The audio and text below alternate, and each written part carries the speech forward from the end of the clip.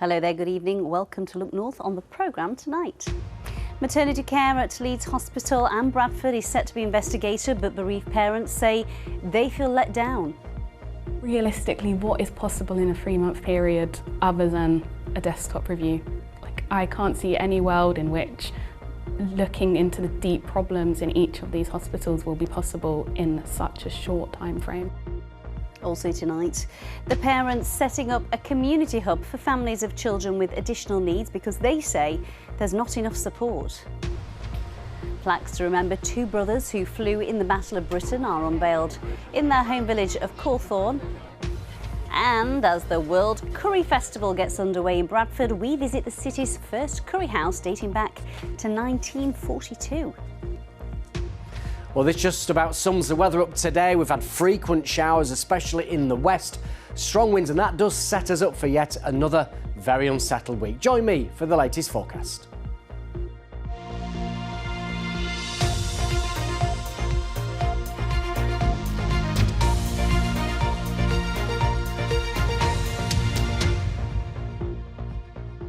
Hello there, it's good to have your company this Monday evening. I hope you had a lovely weekend.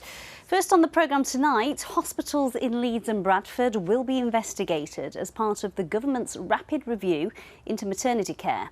Now, the review will look into 14 hospital trusts across England after what ministers have described as a pattern of failings.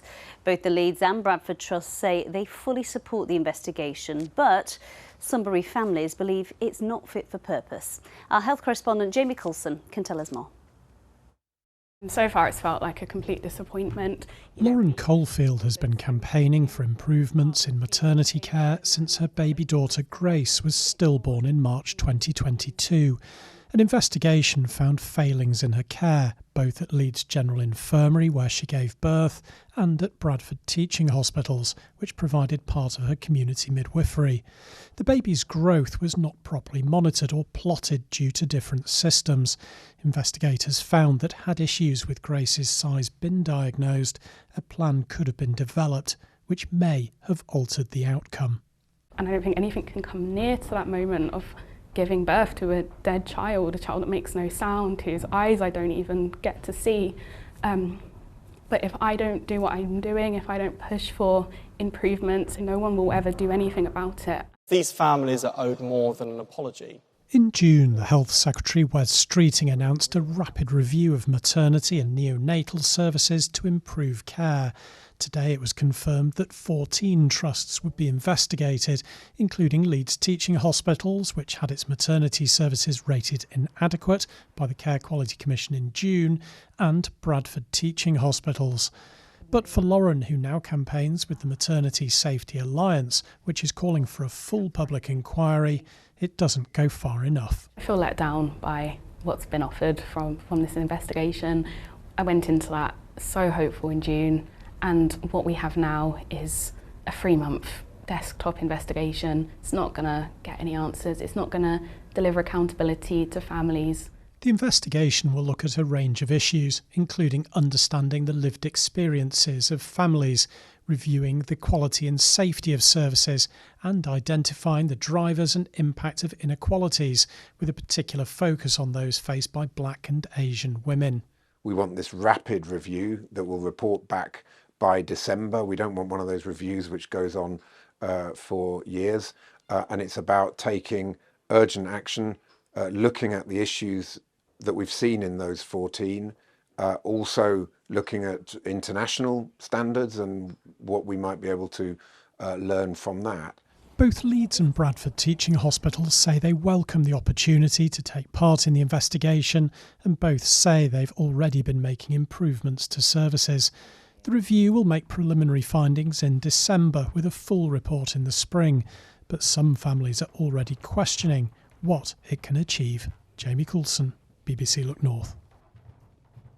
Well, if you or someone you know has been affected by tonight's report, you can find details of organisations offering information and support with bereavement at bbc.co.uk/action line, or call for free at any time to hear recorded information on 08000 158 707.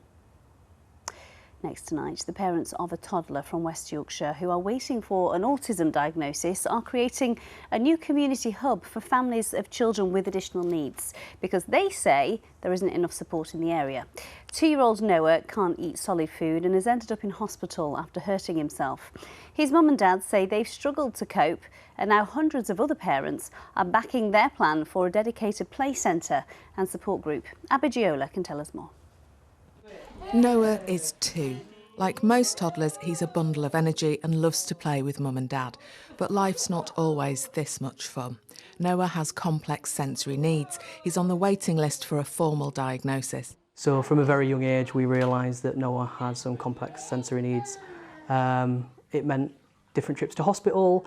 So he spent 7 days in hospital because he just went completely off food, the texture of food, and he lost a lot of weight.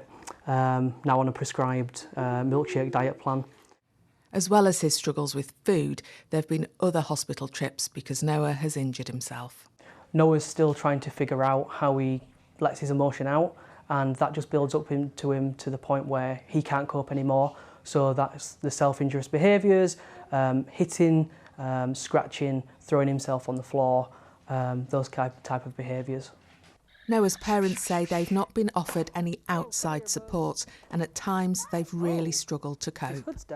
You have the support of family, but they don't understand the crisis that you're in and what you're going through. They don't understand the ins and outs of a child with special educational needs. To not have people around you who know exactly what you're going through is very isolating. It's a very difficult time to be in. Like I said, you feel like you want to give up so many times because of what you're going through. So Noah's Place, then we've got some leaflets. Their experiences have inspired them to create a centre to provide the help they feel is currently lacking. A play centre and community cafe offering support groups for parents and a safe space for children with additional needs. Noah's Place is the answer, the solution that we wish existed when we was going through that and journeying this journey. I think it's really important that people have a place to belong, that children can develop in a way that is acceptable and is needed in the community, because so many services are stretched, waiting lists are at record levels, and it's important to have a support service without the waiting. This is Atlas Primary School in Bradford. It's a mainstream school, but a third of pupils here have special educational needs. Lisa Simpson is the head teacher. And what parents really need is somewhere to go to talk to other parents who are facing the same challenges. And whilst we can help with that in schools, there's quite a lot of weeks where children aren't at school, and there's a period of time for 4 years before schools even meet these children. So yeah, I think it would be something that we need everywhere. The plans for Noah's Place are only in the early stages, but already 1,000 people have signed up to back the idea. Josh is hoping his dream to make life easier for SEN families will very soon be a reality. Abby Giola, BBC Look North, Ripondon. We've talked a lot, haven't we, about autism provision over the last few years, and a new report has found that only 4.5% of under 18s with an autism referral receive an appointment within the recommended 13 weeks. Professor Mark Mon-Williams from the University of Leeds led that report, and he popped in earlier for a chat. I asked him first what was causing those delays. Our systems are just broken. So we have a fragmented system where health isn't speaking to education, education's not speaking to social care, and we're looking at a system that's just been cut to the bone year after year. And we're looking at raising numbers of children growing up in sort of poverty, and all of these things are coming together to create this perfect storm where we're just really failing to support children when they most need our support. You also highlight in the report the discrepancies between assessments in areas. So in South Yorkshire, people are waiting 1,000 days to get seen compared to 54 days in the south. Why is that happening?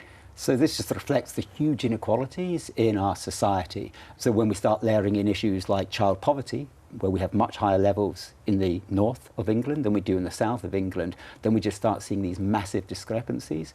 But those discrepancies are bad for everybody. So our failure to meet children's needs in our most disadvantaged areas just means there's less resource, less support for everybody across the whole of the country. So that's why we've really got to tackle these inequalities as a matter of urgency.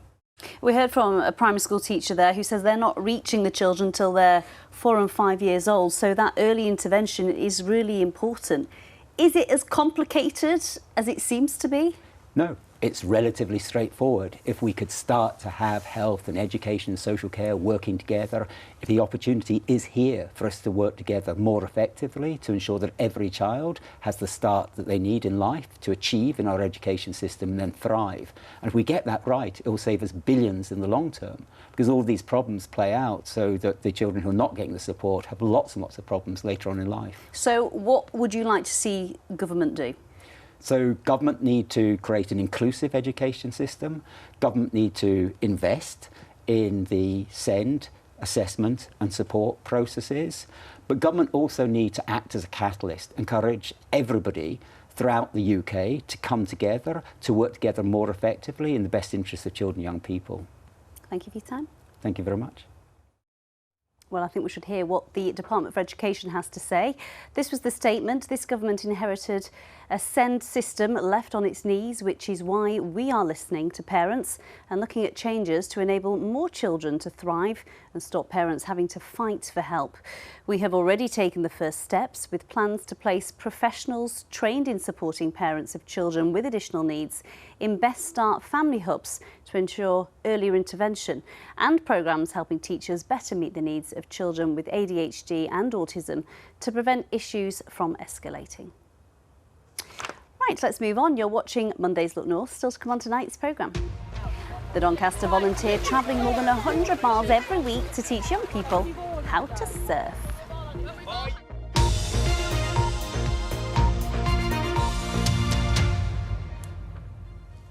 Let's have a look at some other stories first coming into the newsroom. The family of a man shot dead in Hemsworth near Wakefield have been paying tribute to him.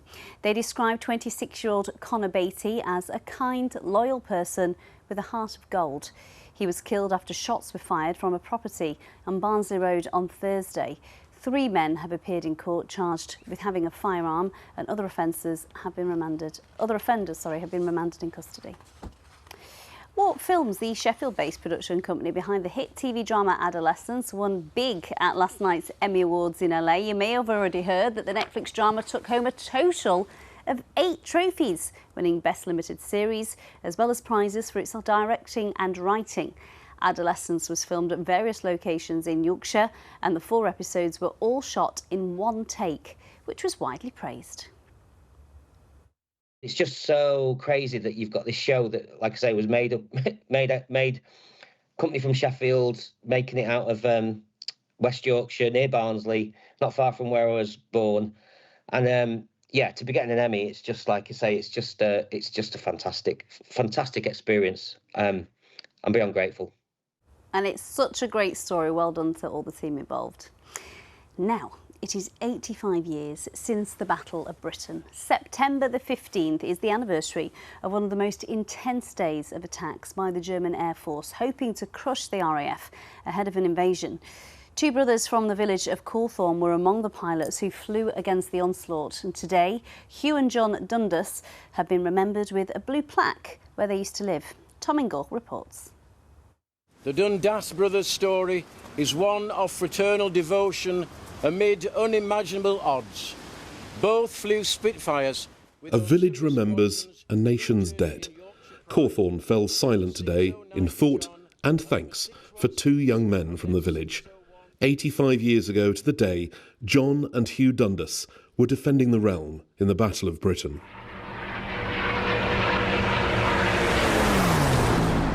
"544 pilots gave their lives through the campaign, the price of achieving air superiority over the German Luftwaffe. As a result, Adolf Hitler postponed his plans to invade.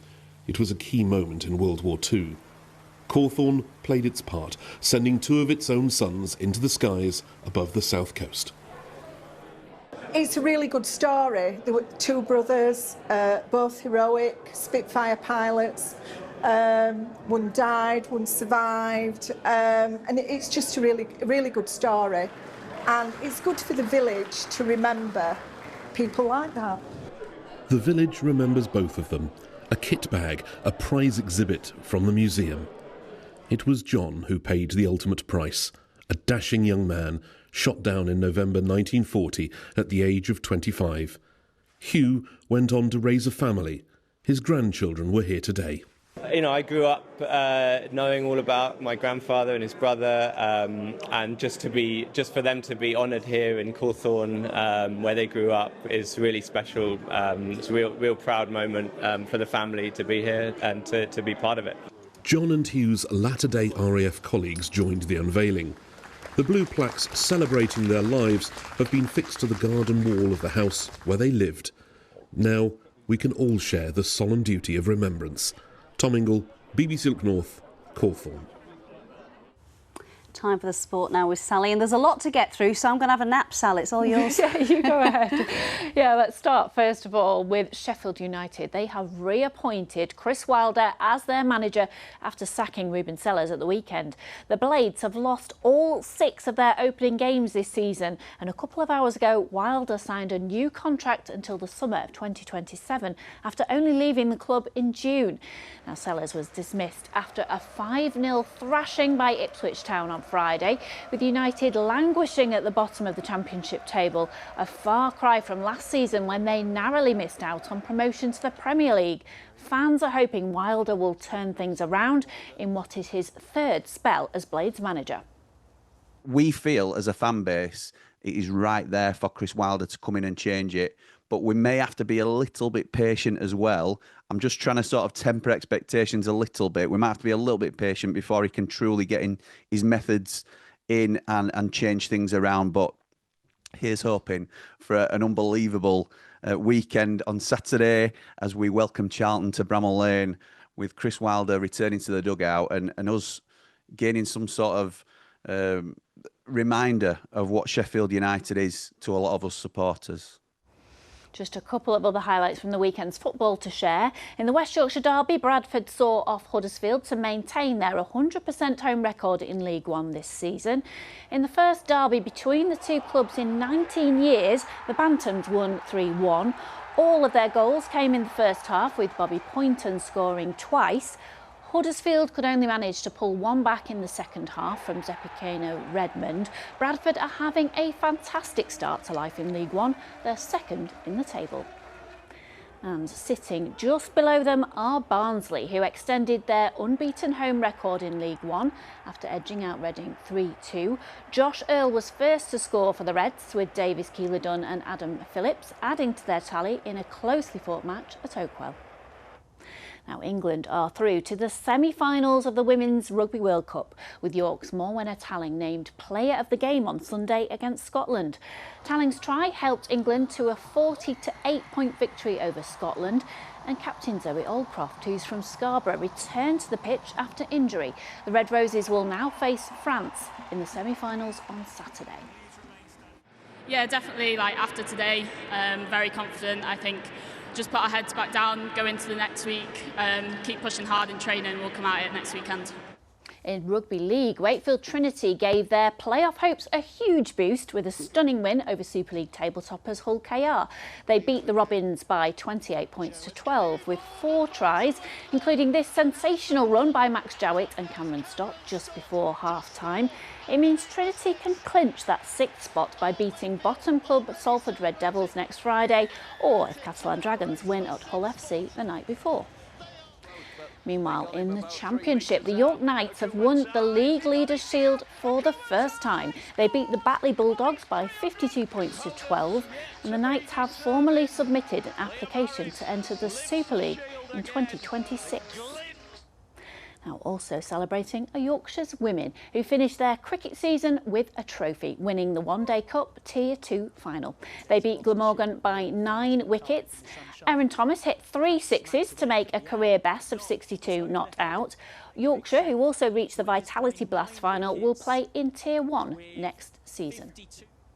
And at the Boxing World Championships, Sheffield's Tegan Stott had to settle for silver in the cruiserweight final. The 21-year-old was defeated 5-0 by Uzbekistan's Israilov in Liverpool. The event was the first elite-level global championships to be staged by World Boxing, the new international federation for Olympic-style boxing. And Leeds' Tom Pidcock finished 3rd overall in the Vuelta, an incredible achievement in his already stellar cycling career. Amy. Thanks, Stella. Could have had my dinner in that time, couldn't I? Now, you might be eating at home right now, and I'm really jealous because this is making, where is it? That one is making my mouth water. Today, I don't know if you already know this is a thing, it's the start of the World Curry Festival in Bradford. Now, the city is often described, isn't it, as Britain's capital of curry, and it has a famous food heritage, and it's, of course, this year's UK City of Culture as well. So David Silito has been hearing from some of those at the forefront of its vibrant curry scene. Welcome to Bradford, and this, the International Restaurant. It's the best in the world, without a doubt. For Peter and the rest of the gang here, this is a ritual that goes back nearly 30 years. Every few weeks they drive for more than 2.5 hours to meet up for a Bradford curry. And the food here is absolutely just off the scale. Basically, it's just an explosion in your mouth of different flavours. Unbelievable. The Sweets Centre is a pair of restaurants that began in 1964 with their signature breakfast. Curry brings people together. Definitely brings, and all the flavours, and it's beautiful with whatever happens and different communities coming together. It's so nice. That's the reason why Bradford has got the City of Culture. But where did this rich curry heritage begin? And so to mark this week's World Curry Festival, some proper research has been done. So Zulfi, there are curry houses everywhere. Why have you brought me to this one? Because this, according to our new find, is Bradford's first curry house. This is where it began? This is where it all began, yeah. What year are we talking about? 1942. We've gone back to 1942. You are kidding me. So, decades before the current owner, Mr. Latif, took over. In 1942 it shuru hua hai. You didn't know that? Yeah, you have done a good job. Even I didn't know about that. And this isn't just about the restaurants. Meet Ghazala, here making for me stuffed bitter gourd. This is the real Bradford food then, is it? This is my mother-in-law's recipe. And as part of Bradford's City of Culture, she has been chosen to be one of the city's home cooks to feature in a new Bradford cookbook. How do you feel having this recipe in a cookbook? Oh, I feel so happy, I feel proud. In English, it's a filled bitter gourd. And the end product? Trust me, that's 3 hours of work that was worth the effort. Oh, that's fantastic. David Silito, BBC Look North, Bradford. Could have brought in a bit for us, David. A volunteer from Doncaster has been travelling to Scarborough every week to teach young people how to surf. Sarah Turner helps out with what's known as the Wave Project, and she's been nominated for a BBC Radio York Make a Difference Award. A little bit bigger, but we've got it better. Is that all right? Let's get your top. Sarah's a really nice person. She's really good at surfing as well and encouraging us. It's just such a friendly environment, especially Sarah. She helps me so much. So we're just getting all the kids with the boards and the mentors, and then we're going to go down to the beach and we're going to do a bit of a group silence just to get everyone level and calmed. Bit of a warm-up, few games, and then in the water. Brilliant, let's go. I absolutely love it. I'm so passionate about it. Just seeing the children's faces from when they arrive to getting them in the water, and the smiles, they're beaming, and from week 1 to week 6 they become more confident, they make eye contact with you, they talk to you more, and they just come alive when they get in the water. It's like magic. It's absolutely amazing and I love it. Oh, I'm sliding. Amazing. I live in Doncaster, so it's 2 hours, it's about 86 miles. Here, and then obviously 86 miles back. So I used to come over just for the day when I very first started, and I thought this is a bit tiring, and then I decided I'd try camping in my car, which worked really well. So I started coming over camping in my car and spending the whole weekend in it, which was really cool. And then last year I bought a van, so now I have the van. I drive over on a Friday morning and I stay for the weekend and drive back on a Sunday. Being nominated is amazing, yeah, it really is, but I couldn't do what I do without all the other volunteers and the support of the project coordinator Matt. I just do what I do because I love it. I don't see it as I'm doing anything special. I really do it because I'm just very passionate about it. But to win the award and bring it home to Scarborough for everyone would be absolutely amazing. Good luck, Sarah, and everyone else at the Make a Difference Awards for York. BBC Leeds held their ceremony at the weekend. It was lovely. More than 250 people were there at the Bradford Live venue. One of the winners was 9-year-old Miriam from Dewsbury. She won the New Hero Award for her fundraising, and I'll tell you what, her speech was fantastic. Miriam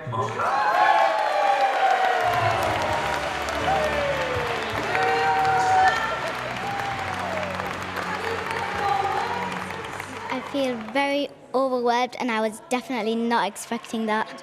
I just want children around the world to have all the things that I have. I don't want anyone to feel left out. There wasn't a dry eye in the house. She is definitely one to watch. Hello. Hi. Welcome back, Sunshine. Thank you It's a very shame much. you didn't bring the weather with you. Terrible, isn't it? Yeah. What a difference a week makes. Very autumnal, but I tell you what, the wind turbines are doing the job. We've had a strong wind warning out today, but you know, certainly they'll keep generating that electricity over the next few days. That's a cracker, that, taken in home Firth, that double rainbow. More of those to come through the rest of the week as the Atlantic dominates our weather. If you've got any nice pictures, send them on X, on Instagram, or the Weather Watcher website. Right, here's tomorrow's headline. Well, it does look a bit better. It's going to be brighter, but it's still going to be windy. No wind warnings, but it will still be windy with sunny intervals and further scattered showers. And then the next system steams in from the southwest. Very wet later Tuesday night, a wet start Wednesday. The rain clears Wednesday afternoon. Then a bit of a wave on this feature threatens more rain later on Thursday. So September is turning into quite a wet month. Now there's the radar picture. It's been very wet at times across the Pennines, the Yorkshire Dales. Those showers continue to spread eastwards on that fresh to strong westerly wind. So showers, even some longer spells of rain over the next few hours. Gradually, most of these showers will become confined to the Pennines. Further east, it becomes dry with clear spells, and we'll see lowest temperatures around 11 or 12 degrees. Tomorrow's high water times then: Scarborough 12:21, Bridlington at 12:47. So showers from the word go actually across the west and south Yorkshire Pennines. Further east, it's a dry and sunny start. Those showers will develop further east, but nowhere near as frequent as they've been today, and they'll tend to die away through the afternoon and into the evening. A windy day, temperatures around 16 to 17 degrees. Wednesday, a wet start, brighter later. Thursday, Friday into the weekend, showers or even further long spells of rain. That's the forecast. Do you fancy a curry? I'd love a curry. Me too. That has made my mouth water, that tonight. And luckily for you, I'm on a late shift, so after my curry, I'll be with you at 10:30. Hope you join me then. Bye-bye.